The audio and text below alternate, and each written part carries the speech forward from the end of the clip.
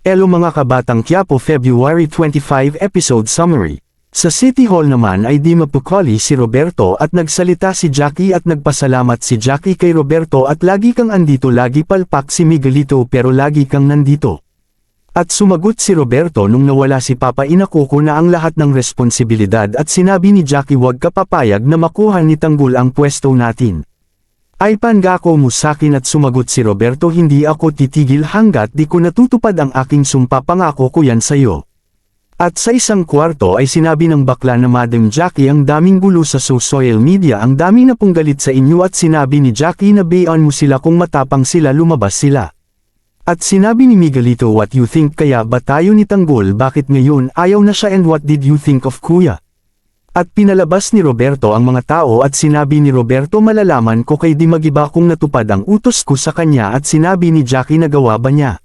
Sinabi ni Roberto hinintay ko lang ang tawag ni Di Magiba at sinabi ni Miguelito si Di Magiba na naman bakit hindi natin siya patayin.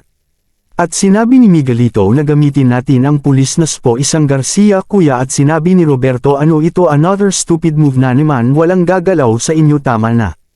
At sa Buenaventura naman ay naglalakad si Tanggol at Ramon upang sunduin na sila Enteng at mga kasama nito at sa taas ng building sinabi ni Enteng kay Dolfo mahal na mahal ko kayo. Pero papatayin niya nanay ko kapag di ko siya sinunod at sinabi ni Dolfo bakit di mo sinabi sa amin para natulungan ka namin hindi sa ganitong paraan at sinaksak niya si Dolfo. At humawak naman ng jigsaw si Rigor at sinabi ni Thanos hanggang kamatayan ikaw na bahala kay Tanggol at binigay ni Rigor ang jigsaw at ginigso niya si Thanos patay. At binigyan naman ni Rigor si Enteng ng baril at sinabi ni Enteng kay Bulldog mahal na mahal ko kayo at sinabi ni Bulldog mahal na mahal kidon namin pero wag mo tradorin si Tanggol. At sinabi ni Bulldog hayop ka mang Rigor mi araw kasan kay Tanggol at binaril ni Enteng si Bulldog at namatay din ito na dilat ang mata at ipinikit ni Enteng ang mata nito.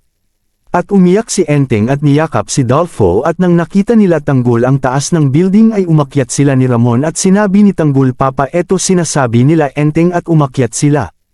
At sa taas sinabi ni Rigor bilisan nyo ang pagliligpit dyan na duguan tuloy ang jacket ko teng di mo nadala si Tanggol at Ramon ngayon ikaw at nanay mo ang kabayaran. At nakita ni Tanggol ang tambay ng mga pulis at sinabi asan sila Enteng at pinagbabaril ni Tanggol ang mga ito.